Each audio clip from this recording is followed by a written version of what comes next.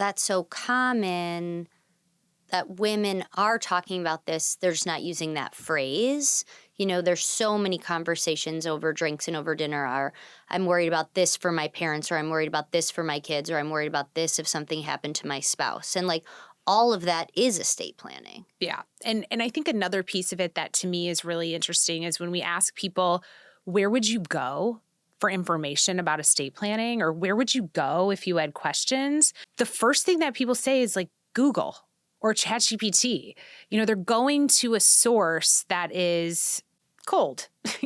They're going to the internet, which we know is great in certain ways, but also filled with a lot of misinformation. It's not something you would necessarily say, oh, I would call my best friend to ask about estate planning. We want to change that. Like, we want Mitzi to be your best friend. We want there to be a trusted source of information that feels like the experience you have when you sit down, with your best friend who might be an estate planning attorney and ask her these questions.